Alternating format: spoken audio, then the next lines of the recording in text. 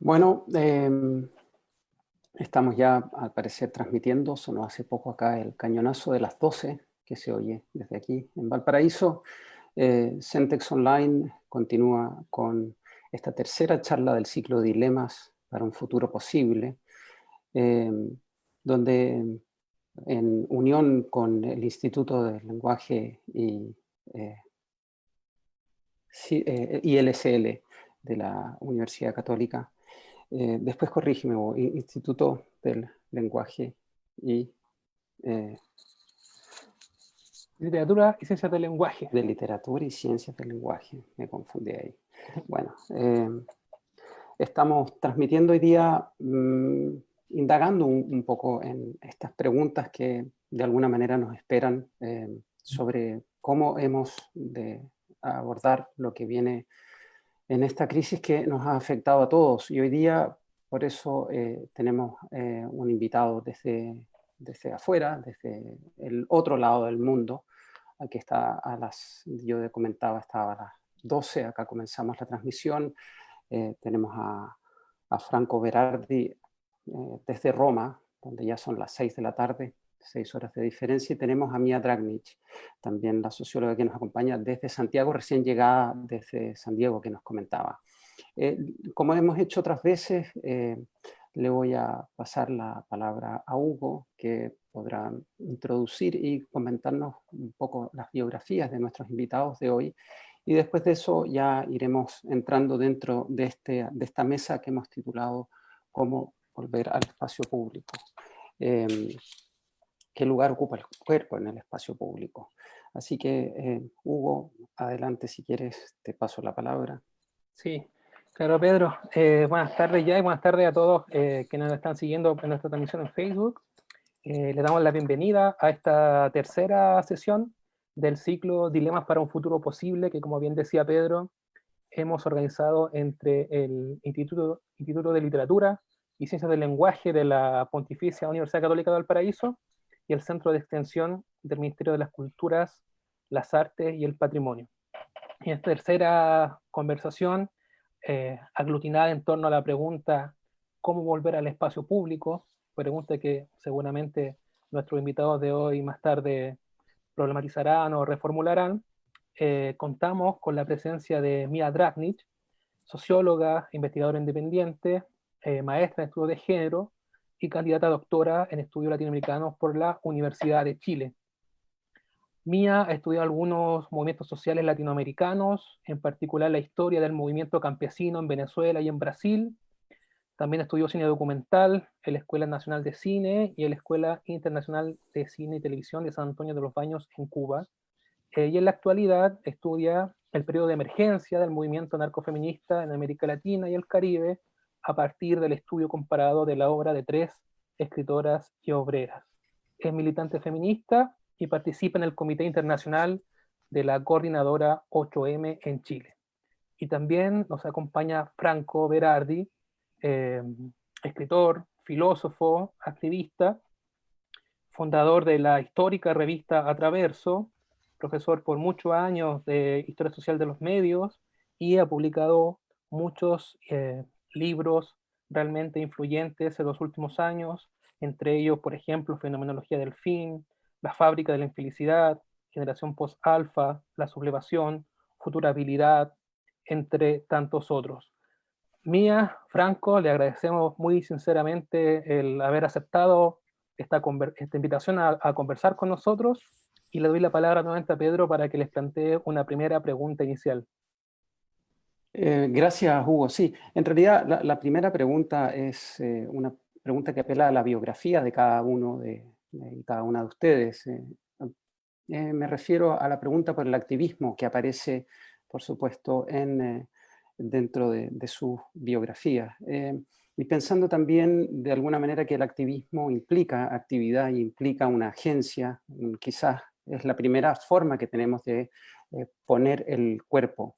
Entonces, me gustaría, Mia, Franco, que pudiéramos oír de ustedes cómo funciona o cómo dentro de su currículum el activismo ocupa un lugar y si de alguna manera debiéramos porque me parece que se podría hacer la bajada desde la antigua figura del intelectual, que permanece, digamos, en el intelecto y en la Torre de Marfil, al activista, que es hoy el que está precisamente involucrado en el compromiso donde ya no es solamente intelecto, creo que hay otras cosas más. Entonces, ¿cómo desde cada una de sus biografías la palabra activismo resuena? No sé si Mía quieres comenzar.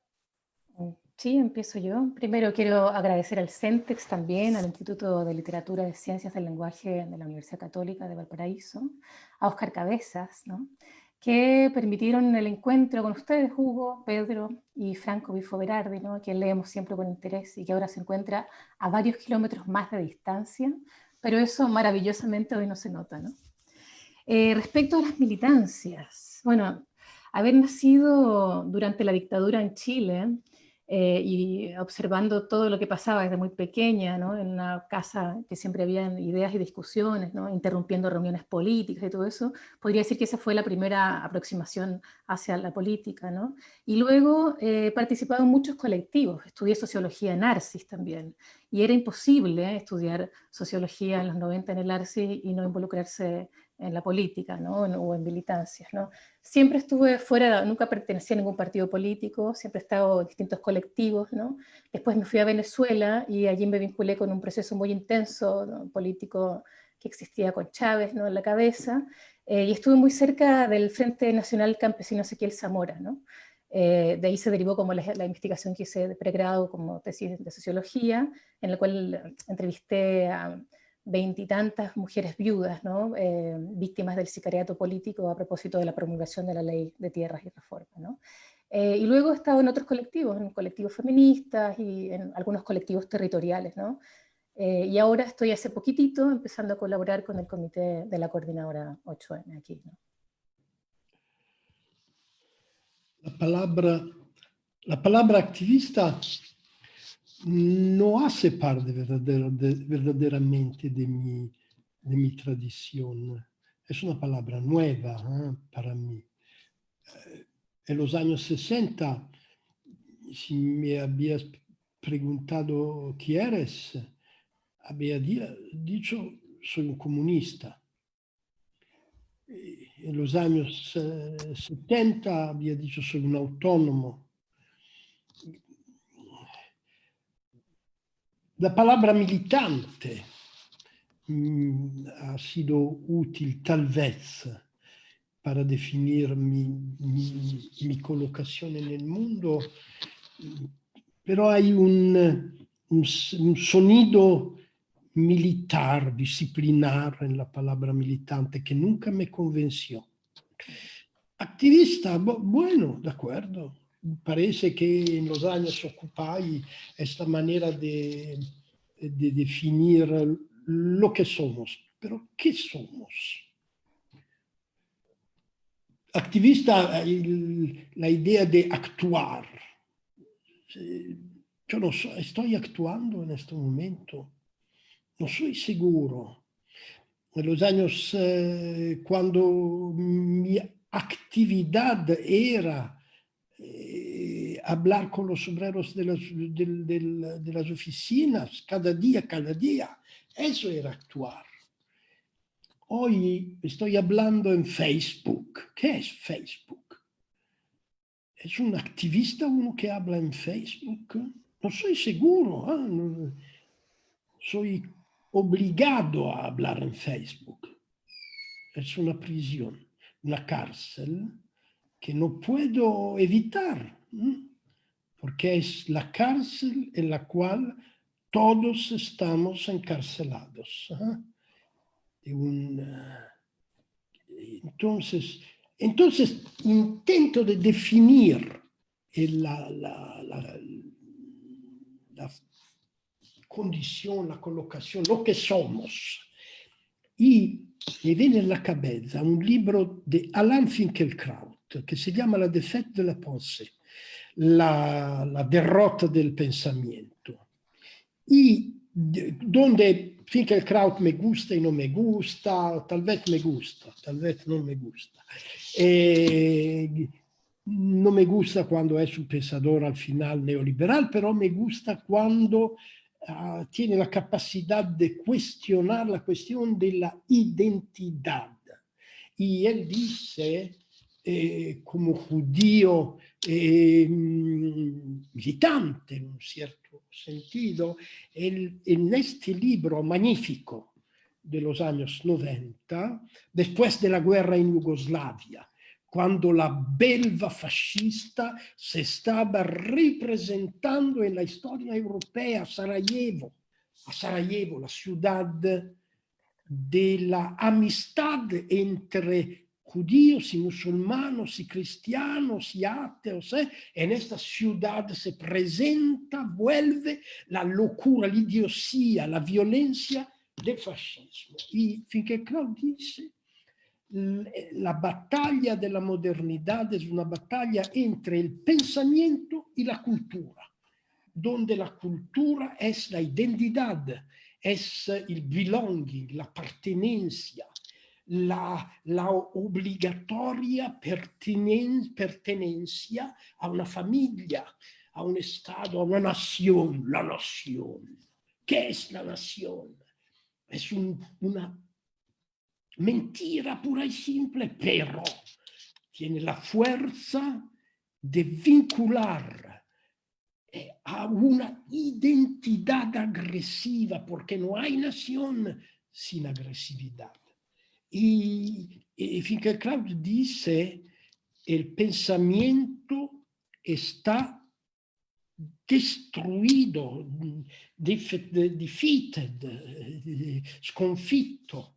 Derrotado. Derrotado, muchas gracias, por la cultura. Cultura es una palabra, cultura, decimos la palabra cultur en el sentido alemán. El idioma alemán distingue entre cultur, que significa identidad, y Bildung, que significa creación cultural. No la cultura. Estoy hablando de culto, de identificación. Bueno, ¿qué es la activista? La activista es un pensador.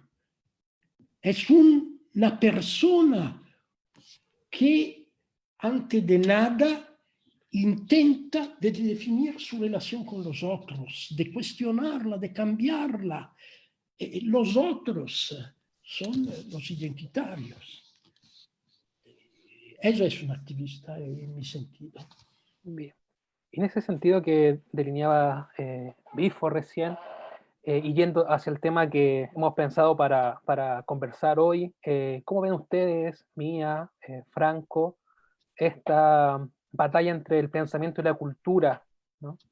Cuando se deba retornar al espacio público en algún momento de esta larga crisis pandémica, ¿no? Mía, por favor. Bueno, la pregunta que motiva este diálogo, ¿no? Cómo volver al espacio público, nos interroga, por supuesto, respecto a lo que comprendemos como espacio público, ¿no? Podríamos decir que la esfera pública es el lugar del encuentro social, de la socialización, ¿no? En el que se produce la ciudadanía, que es también el espacio en el cual están las instituciones públicas que resguardan el acceso a los derechos sociales, ¿no? Y supondría ser un espacio que no debería reservarse a nadie en particular, sino estar abierto a todas y a todos de igual manera, ¿no?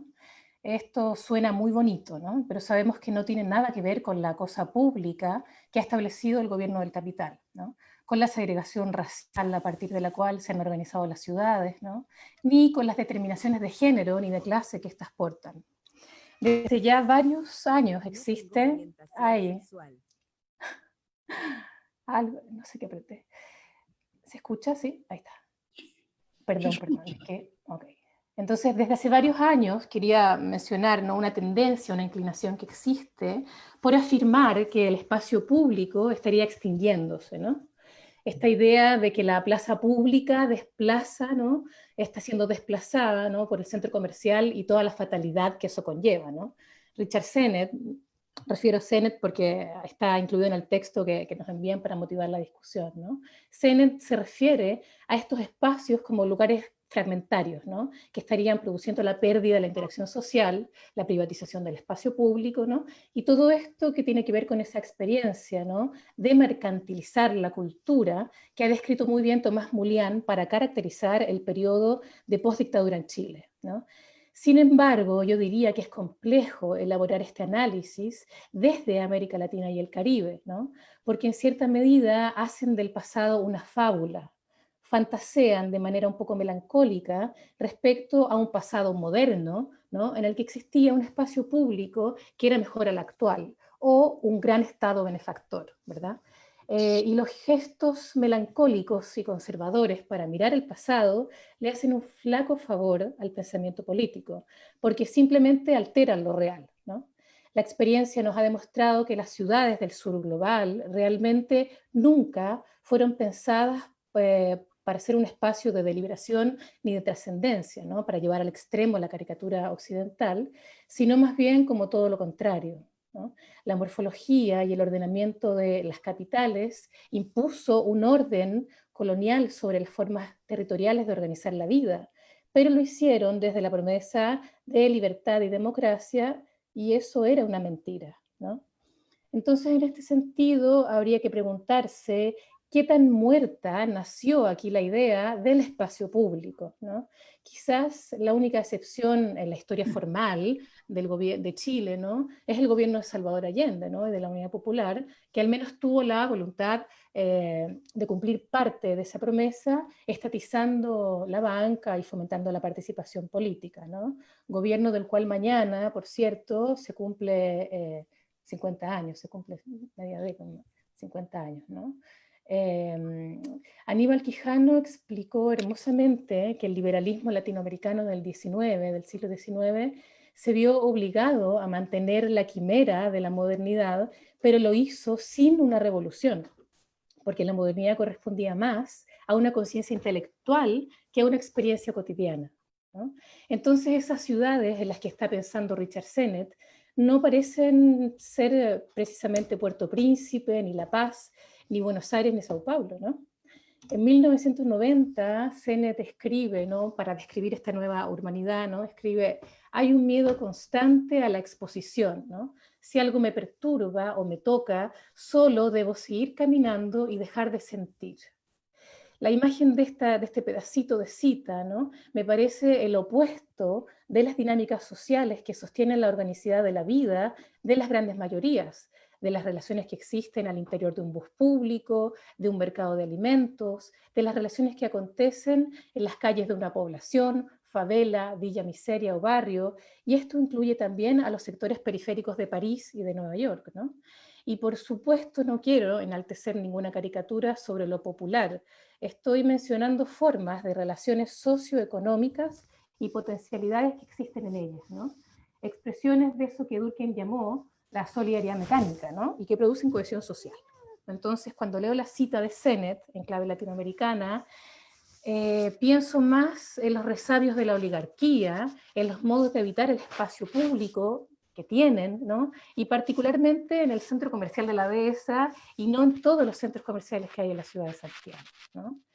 Entonces considero que pensar el espacio público debe implicar dos movimientos simultáneos a la vez, ¿no? Analizar por un lado cómo sobre este se ejerce el poder, ¿no? Para decirlo de manera Foucaultiana, pero al mismo tiempo considerar las prácticas que se oponen a esto, ¿no? Y que articulan espacios comunes que son antihegemónicos, ¿verdad? Saskia Sassen sostiene en este sentido que la calle, ¿no? Es un espacio de determinación que puede estar por fuera de las lógicas de control. A mí me gusta más la figura de la TAS, ¿no? De la zona temporalmente autónoma, de la que habla Hakim Bey.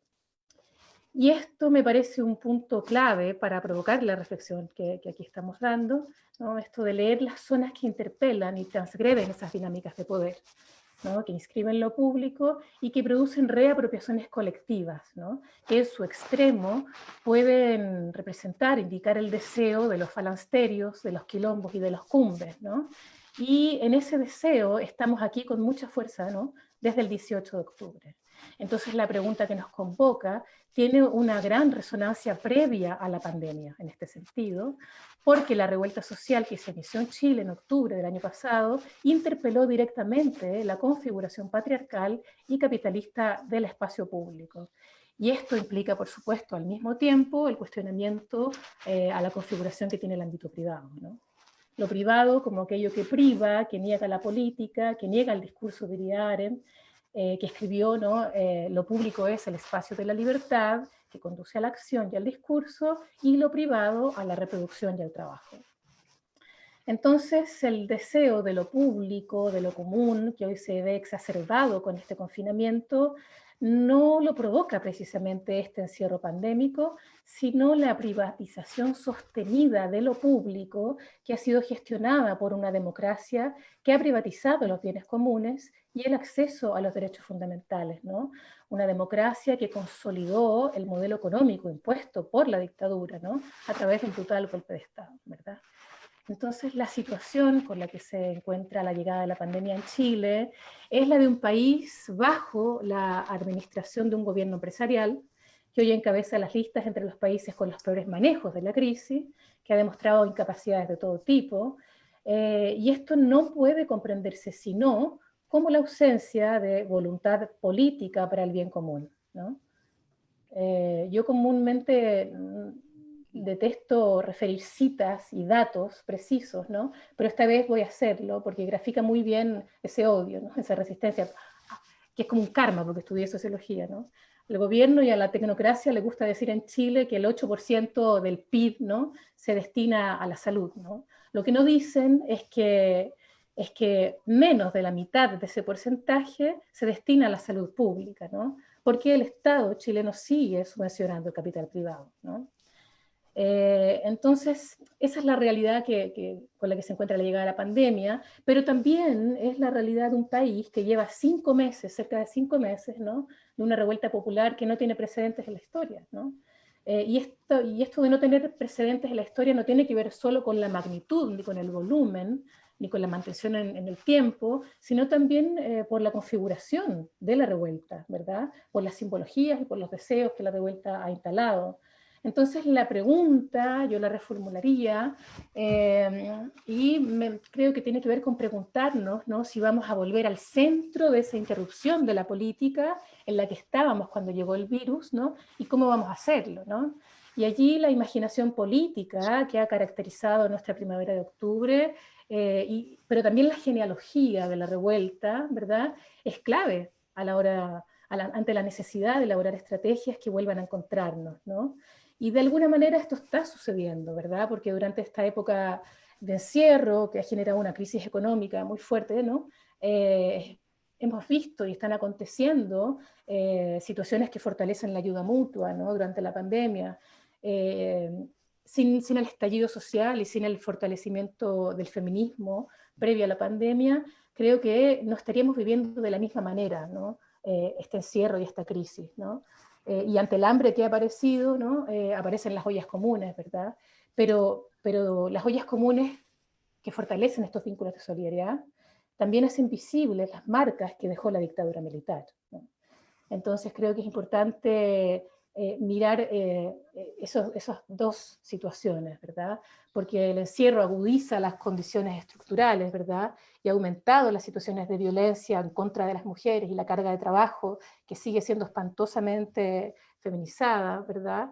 Y es una situación crítica que también ha abierto la posibilidad a nuevas expresiones de autoritarismo, y que previamente también significó el ascenso de gobiernos neofascistas al poder, ¿no?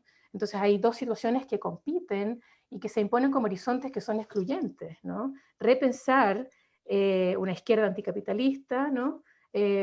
Versus nuevas formas de expresión del fascismo, ¿no? Creo que es importante atender a esas dos situaciones que se están configurando a partir de este encierro y de este confinamiento, ¿no?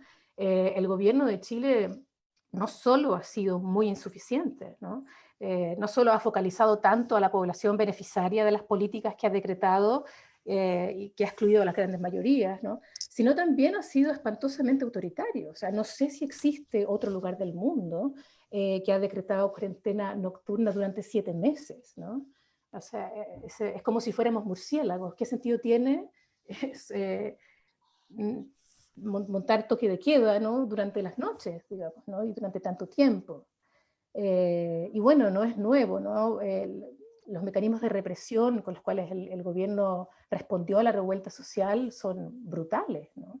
Leí ya unos datos y unos números, ¿no? Que en un mes y medio se registraron más de 5.500 denuncias por torturas sexuales, por violaciones, ¿no? Murieron 30 personas durante las protestas, ¿verdad? Y eso significa, y el resultado de toda esta situación represiva y autoritaria del gobierno del Estado en Chile, significa que hoy existan 2.500 personas en la cárcel, ¿no? De las cuales la mayoría son jóvenes, ¿verdad? 460 daños oculares severos, ¿no? De las cuales en su mayoría fueron ejercidos por carabineros. Entonces, cuando uno dice, bueno, ¿cuántos carabineros han sido castigados? ¿No? 14 carabineros han sido suspendidos, ni siquiera desvinculados formalmente por estas violaciones y por estas agresiones. Entonces, claro, hay una situación que se agudiza profundamente, hay una interrupción que se hace de un estallido, de una protesta, pero la pregunta por el espacio público, por supuesto que va más allá del momento del encierro por el virus en Chile, y no solo en Chile, por supuesto, ¿no? Quizá Franco quiere comentar algo, y yo añadiría también otro elemento problemático, que es el cuerpo, y que creo que ocupa en tu obra de trabajo y que ha tenido repercusiones en Chile. Y el cuerpo también nos une de alguna manera a lo femenino. Mía, atención, después vamos a entrar por ahí. Porque creo que el concepto de cuerpo y aproximación de los cuerpos también juega un rol en todo este momento de pandemia. El estallido previo no fue otra cosa que la comparecencia de los cuerpos. Por primera vez vimos a 1,5 millones de personas en la calle, en torno a la Plaza de la Dignidad, y ocurrió un fenómeno, digamos, visible, que habría que pensar también. Espacio público. No me abastece decir espacio público, porque de una cierta manera el lugar en el cual estamos hablando, Facebook, es un espacio público, si quieres. Lo que me interesa reflexionar es sobre la dimensión proxémica, erótica del espacio público. Esa es una cuestión yo creo absolutamente central en el tiempo que viene, que está pasando a nivel de la percepción del cuerpo del otro. Entonces, esta mañana he leído en el periódico The Guardian, he leído una declaración del ministro de la Salud de Canadá, que dice, una ministra me parece que sea, que dice, skip kisses, evitar los besos, y añade, si bien cuando habemos sexo, when having sex, wear a mask. Intento de entender bien lo que eso significa. Eso significa, en mi sentido, una sensibilización fóbica a los labios de la otra persona. Es una bomba atómica a nivel psíquico, es una bomba nuclear. Y tenemos que analizar el sentido, las implicaciones de esta mutación psíquica que estamos viviendo, porque no hay solidaridad social, no hay fuerza política, sino hay una confianza que no es la confianza superficial, es la amistad de los cuerpos, es el placer de tocar el cuerpo del otro en la calle, como en la cama, como en la casa, como en la escuela, como en la oficina, de percibir la presencia del otro como placer. Si no percibimos el placer del cuerpo del otro, no hay espacio público. Hay Facebook. Entonces, para definir mejor la cuestión que encontramos, es la primera vez en la historia de la humanidad que tenemos miedo de acercarnos a los labios del otro. Entonces hablamos de algo que ni Freud, ni Guattari, ni Erich Fromm ha concebido, ha imaginado. Tenemos que imaginarlo, tenemos que elaborarlo. Hay un libro de una escritora negra americana que se llama Octavia Butler. El título del libro es The Parable of the Sawyer,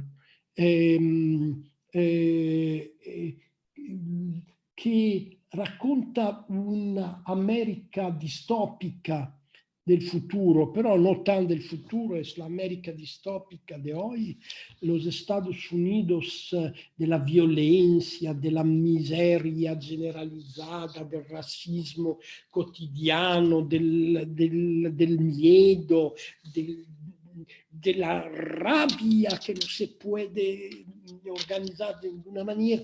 En este futuro distópico de que habla Octavia Butler, hay una chica de 14, 15 años que tiene que ser curada por los médicos, hospitalizada. ¿Y por qué? ¿Por qué? Porque tiene un problema psíquico muy grave, que cuando hay alguien que sufre, ella percibe el sufrimiento. Cuando hay alguien que goza, ella percibe el gozo. La maladía, la enfermedad de esta chica es la empatía, es la percepción empática del sufrir o del gozar de los otros. Eso se ha vuelto en una enfermedad. ¿Por qué? Porque hay tan sufrimiento en todos los lugares, que la sola manera para defenderse es, se llama autismo eso, lo psique, llaman este rechazo de percibir o esta incapacidad de percibir la emoción de los otros, lo llamamos autismo. No me interesan las definiciones psiquiátricas, me interesa la mutación que estamos viviendo a nivel erótico, a nivel perceptual y, por consecuencia, a nivel social. ¿Qué hacer?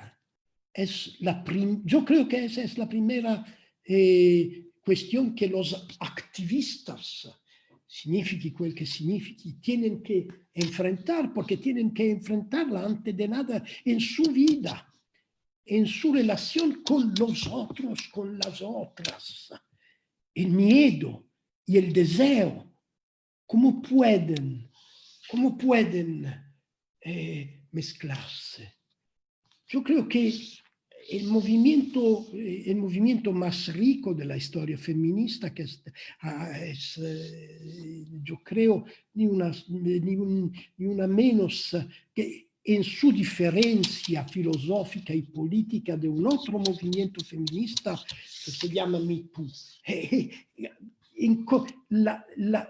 el feminismo puritano no puede elaborar esta cuestión, porque el problema del deseo nunca se ha puesto en una manera realística en el pensamiento de Me Too. Ni una menos si he entendido algo, parte de la conciencia del hecho que solo el placer de ser juntas, de ser en la calle como un cuerpo que molecularmente se toca, se cambia moviéndose. Este movimiento tiene que poner el problema del beso, de los besos, de besar los labios, de acercar mis labios a tus labios. Eso es el primer problema político que tenemos que enfrentar, porque es a partir de una elaboración de esta sensibilización fóbica, de una elaboración del peligro autístico que esa implica, que podemos reabrir un discurso no solo sobre la lucha social, porque ¿qué luchamos? ¿Por qué luchamos?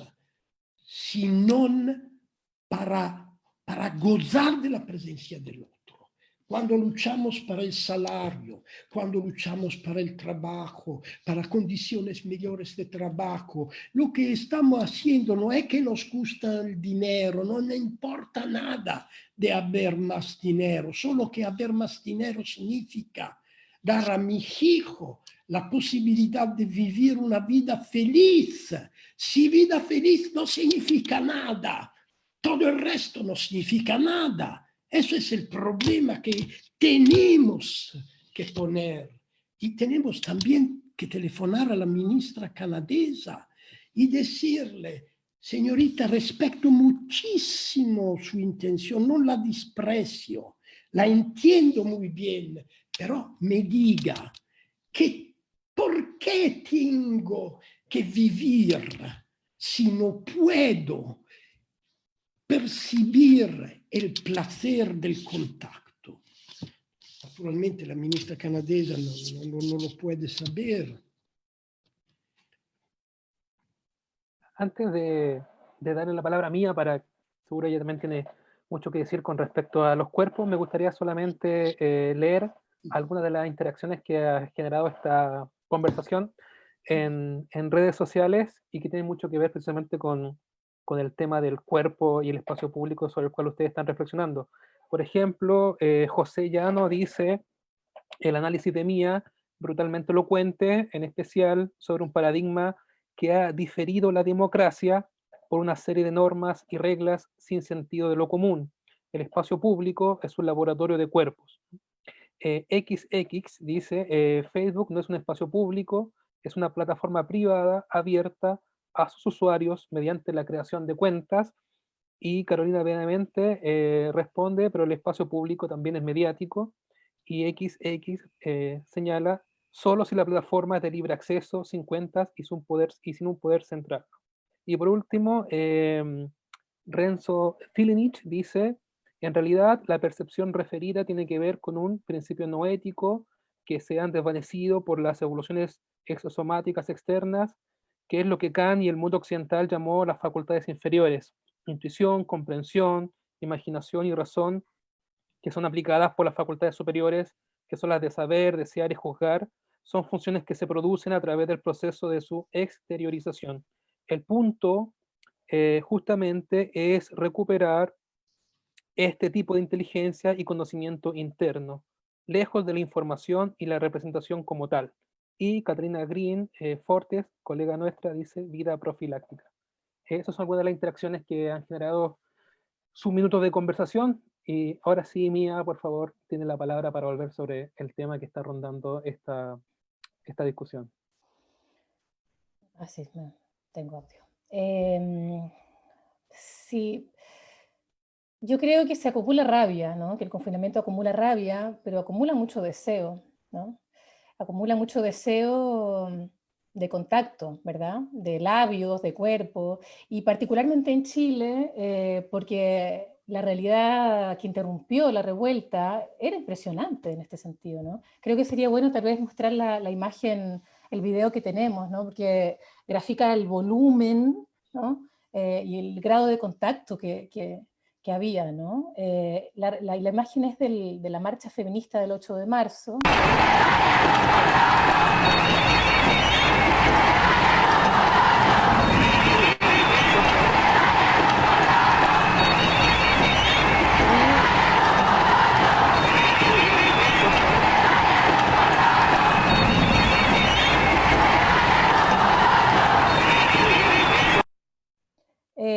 Esa imagen es de Rodrigo Chávez, ¿no? para citarlo, para referirse a la autoría de él, y es del 8 de marzo, en la cual se sube una mujer, ¿verdad?, encima de la estatua de Baquedano,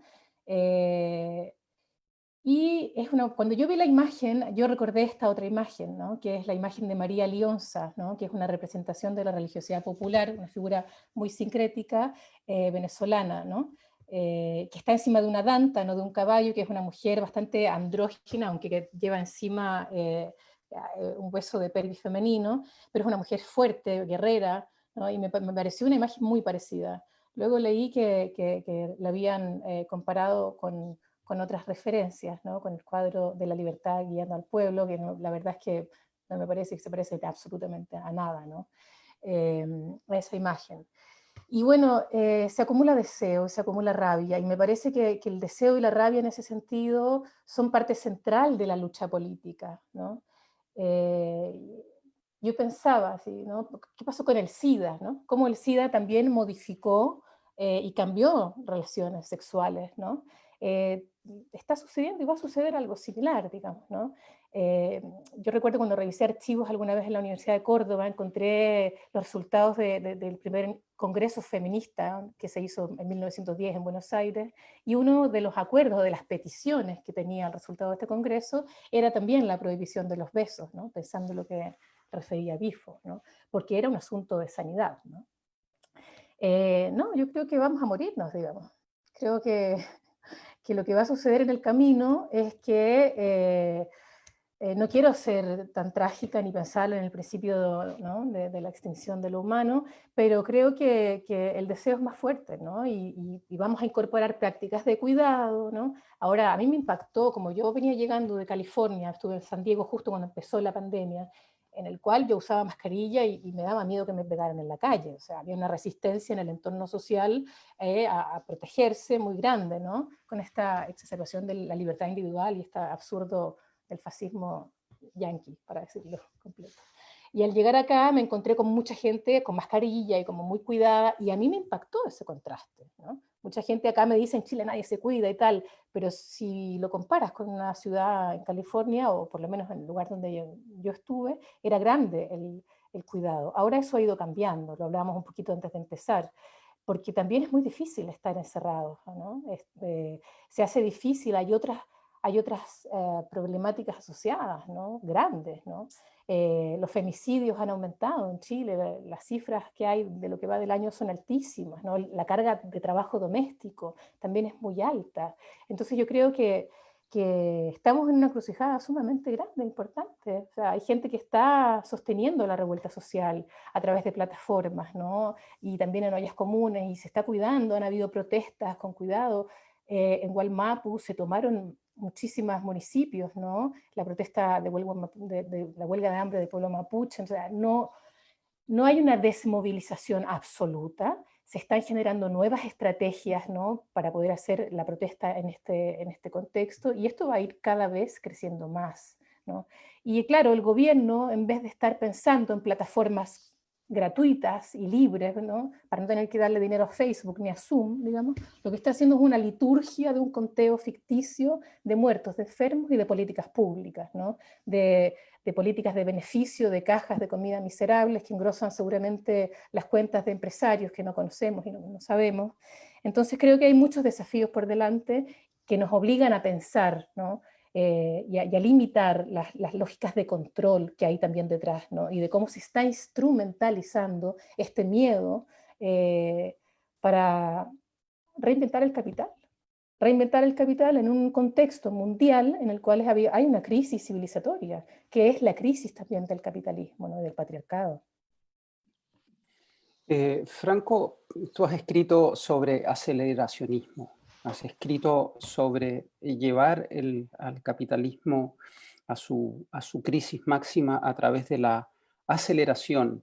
Yo creo que sería interesante oír quizás un poco, porque cuesta entender el aceleracionismo como un laissez-faire, un dejar hacer del capitalismo, como para que no sabemos si se va a estrellar solo contra el muro por su propia genética, o más bien consiste en una activación o un agenciamiento de ciertas formas que yo creo que el cuerpo es quizás, y el erotismo es quizás una de esas primeras formas, tal vez de apretar el acelerador. Entonces me gustaría, y eso después quizás Mía lo podemos ver, porque me gustaría, uno podría hacer la hipótesis de que quizás en Chile esa aceleración se dio en octubre. El capitalismo llegó de alguna manera a una especie se pegó un acelerón de todas sus condiciones de funcionamiento hasta llegar a una crisis total. De hecho, la crisis en Chile no ocurre en un momento en que todo va perfecto. O sea, que los índices ocurren en el momento cito, del oasis. Está todo perfecto y ahí ocurre la crisis. Entonces, me gustaría un poco, Franco, que si pudieras ilustrarnos un poco, ligar un poco la idea del aceleracionismo para llevar a fondo o al agotamiento al sistema capitalista. Antes de nada, tengo que decir que a mí la palabra aceleracionismo nunca me convenció, nunca me persuadió, nunca me gustó. Pero hay un núcleo teórico que es interesante allá, que no es nuevo, porque el aceleracionismo ha redescubierto, hay aceleracionismo de derecha, lo de Nick Land, uno de izquierda, de Williams, Nietzsche, con otros, pero no me importa. Intentamos de entender conceptualmente la cuestión. ¿Acelerar qué? Si se trata de acelerar la potencia y la velocidad de la invención tecnológica, es seguramente esta potencia de la invención tecnológica es la condición de liberación desde la explotación, desde el trabajo salariado, desde la miseria.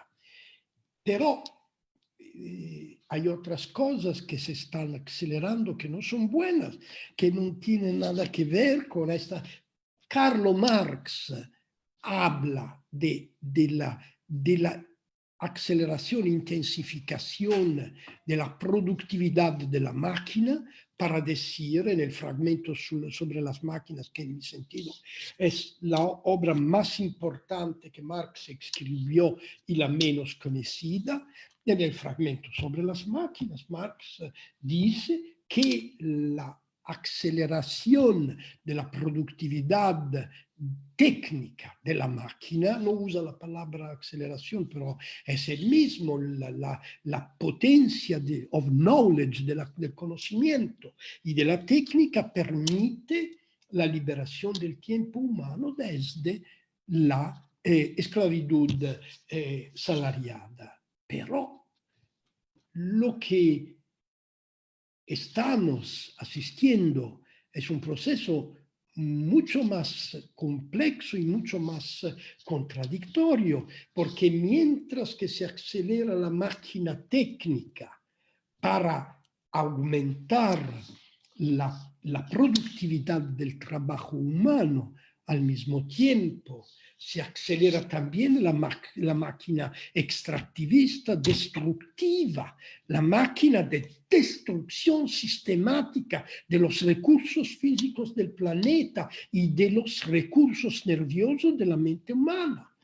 esta doble aceleración llega al punto que el capitalismo ha producido las condiciones para la liberación y al mismo tiempo ha producido las condiciones para depotenciar la liberación y fortalecer el provecho. Esa es la contradicción en que nos encontramos. Mia diceva muy bien que la crisis no viene después de la pandemia, absolutamente no. La tendencial estagnación del capitalismo es algo que se está produciendo en las últimas décadas. En el tiempo, después de la crisis de 2008, la sola manera para relanzar el provecho financiero y el provecho capitalista ha sido la destrucción sistemática del sistema público. En Europa lo hemos visto muy bien, en Grecia, en Inglaterra, en Italia. Lo que hemos visto es que después de la crisis financiera, para relanzar el provecho financiero, se ha destrozado el sistema escolar, el sistema de transporte y el sistema público de la sanidad. Si tantas personas han muerto en Lombardía y en otras regiones del mundo, la razón es que el dinero invertido en la sanidad ha ido hacia la sanidad privada para mejorar las condiciones de los ricos, que son sanos, y con el resultado que no había médicos de base, que no había repartos de terapia intensiva, que no había el necesario y no había. ¿Por qué el provecho financiero ha cortado de manera sistemática el gasto público en la sanidad? Entonces, la estagnación de la economía, porque de estagnación de largo plazo se trata, eso es el punto, que el capitalismo llegó al término de su desarrollo. No hay desarrollo capitalista posible. El solo desarrollo del provecho capitalista es la destrucción del sistema público, es destrozar lo que nosotros hemos producido en los últimos 2 siglos. Eso es que están haciendo sistemáticamente para relanzar el provecho. Entonces, el verdadero problema que enfrentamos hoy es cómo ampliar, garantizar el bienestar de la población, de todos, si al mismo tiempo tenemos que enfrentar una estagnación de largo plazo del capital. Esa es la cuestión importante del fin de la expansión capitalista. Expansión, crecimiento. El fin necesario de la expansión capitalista no significa la reducción de la vida, del placer de la vida, del consumo de cosas necesarias, si somos capaces de entrar en una época igualitaria y en una época frugal. Igualdad y frugalidad son las palabras llave en este momento. Frugalidad no significa miseria. Frugalidad significa encontrar el placer en el tiempo, en el gozo del tiempo, encontrar el placer en lo que es necesario, encontrar el placer en lo que podemos haber en la misma manera todos. No hay egalitarismo sin frugalidad, no hay frugalidad sin egalitarismo y no hay sobrevivencia de la especie humana sin igualitarismo y sin frugalidad en este momento, porque la devastación del medio ambiente, la devastación de la mente humana es una condición de extinción de la civilidad y probablemente también de la especie misma. Eso es el conjunto de los problemas que la pandemia no ha abierto, pero ha desvelado. Es una apocalipsis. En un sentido propio, apocalipsis significa desvelar algo que ya es existente. Entonces, la crisis del capital, la estagnación, no es un efecto de la pandemia. Claro, la pandemia lo multiplica, pero son 20 años que vivimos en una condición de estagnación y de hiperexplotación destrozadora. Eso es el conjunto de los problemas que tenemos que enfrentar. Pero, para terminar, hay una especie de remisa a la elaboración política de este problema, del problema de la igualdad, del problema de la frugalidad, del problema al final de la eliminación de la peste capitalista del mundo. Para enfrentar este problema, para ponerlo de manera abierta, tenemos que enfrentar el miedo de acercar mis labios a tus labios. Esa es la condición psíquica de una política de transformación y de sobrevivencia. Es enorme, porque es como si el problema de la subjetivación, que siempre hemos puesto como rebeldes, como revolucionarios, como comunistas, como autónomos y también como psicanalistas. Este problema de la subjetivación hoy se presenta de una manera transformada. Lo que nos impacta inmediatamente es elaborar el miedo, inventar formas culturales, estéticas, sexuales también, para elaborar el miedo. Es el umbral en el cual nos encontramos. Es el umbral que tenemos que pasar si queremos reabrir el problema de la transformación revolucionaria y del fin de la mierda que el capitalismo ha producido en nuestra vida. Gracias, Franco. Antes de dar la palabra mía para unas palabras finales ya de esta conversación, solo voy a leer también un par de comentarios que han aparecido en la transmisión de este diálogo. José Llano dice, hay una serie de crónicas de cruces, los cambios no existen, solo procesos de transformación, y esas transformaciones implican ese deseo, que es una pulsión, que es un cuerpo latente e inmanente. Lo que emerge es un vitalismo, no solo en la revuelta del 18 de octubre, sino lo que está guardado. Ahora, si la pregunta es, ¿cómo retornar al espacio público? Podríamos pensar que no se fueron o no nos fuimos nunca, solo como los vampiros aún no nos reflejamos en ese espejo público. Pero a medida que se deje de instrumentalizar, se reinventará y reprogramará el valor y su capital como subjetividad. Carolina Benavente dice, la prensa siempre fue un espacio restringido, incluso la radio y la tele lo fueron, por requerir la compra de un dispositivo receptor. Otra cosa es que hoy los medios se configuren como lo hacen, ¿no? Eso entre otros comentarios que han generado estas intervenciones en nuestra transmisión, ¿no? Mía, por favor, si quieres agregar algo a lo señalado últimamente por Franco. Vamos a llegar a ver algo un poquito más esperanzador para que cerremos ahí con energía. Pensaba en lo que decía Bifo, ¿no? Pensaba en este miedo al contagio, ¿no? En su expresión subjetiva, ¿no? En esa experiencia que claramente va a tener daños, ¿no? Psíquicos, ¿no? Que los está teniendo, sin duda.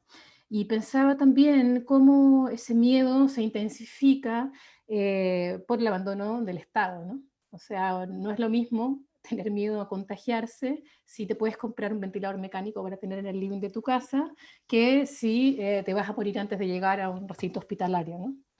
O incluso a contagiarte ahí mismo, ¿no? Y además, cuando tienes un gobierno que no tiene nada de legitimidad como el que tenemos nosotros aquí, entonces que no tenemos a nadie que creerle, digamos, ni las cifras, ni las políticas, ni los diagnósticos, ni nada. Entonces estamos en una situación, estamos a la deriva de una manera muy intensa por ese lado. Sin embargo, al mismo tiempo, ¿verdad? Hay como un experimento laboral que está sucediendo y tiene que ver con esto, ¿no? Con estar pero no estar, con convertirnos en pantallas y con someternos a un régimen de teletrabajo con los hijos, las hijas, con los perros, con las casas, con las tareas domésticas, y todo se convierte en una máquina, en una suerte de rotativa, ¿no? Como las máquinas de las imprentas que no paran de día ni de noche, ¿no? Entonces, aunque esto sea previo a la pandemia, digamos, durante la pandemia se está poniendo en ejercicio este experimento del trabajo, ¿no? Y eso me parece interesante mirarlo, no para caer en la angustia absoluta, sino también para pensar, por ejemplo, que el año 2011 en Brasil se hizo la primera marcha y protesta de trabajadores y de trabajadoras inmateriales. Y eso es muy alucinante. O sea, ver cómo la creatividad de la clase trabajadora es capaz de reinventar estrategias, ¿no? Y de hacer que un grupo de personas que no se conoce, que nunca se vio, se encontró en un espacio público para hacer una protesta por los derechos, ¿no? Pienso en esa figura para mirar también el futuro, ¿no? Si hay algo que uno puede darle positivo, digamos, o a esta experiencia terrorífica, espantosa, tiene que ver con que es una experiencia simultánea y global, ¿no?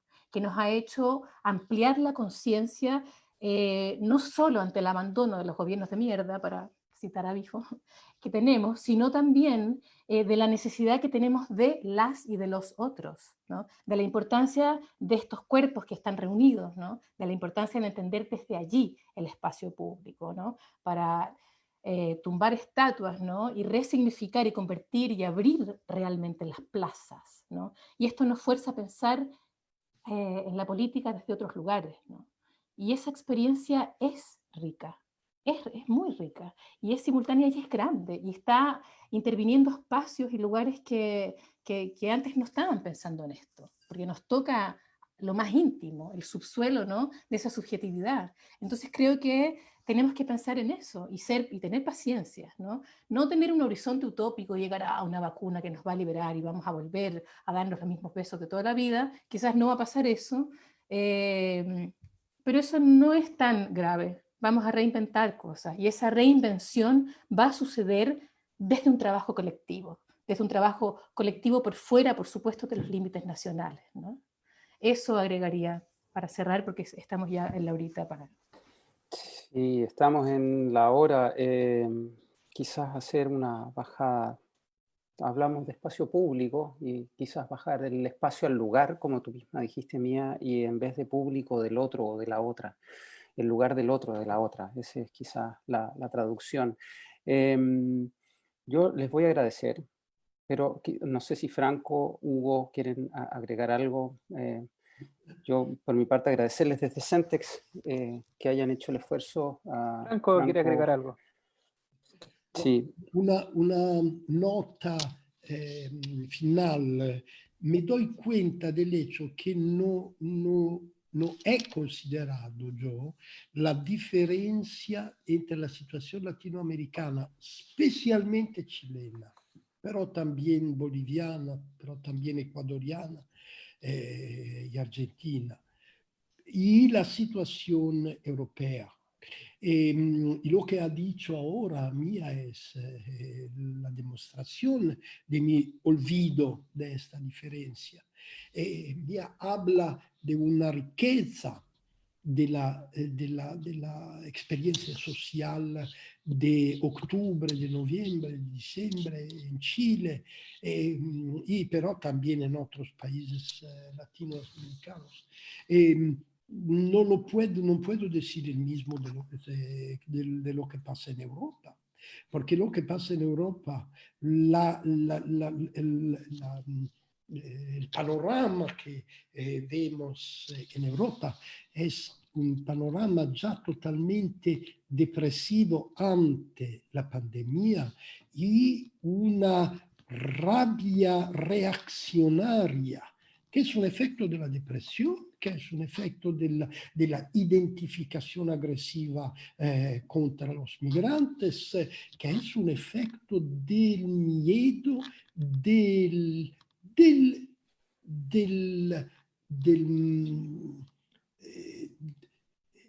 blanco, viejo, senil, de la impotencia blanca.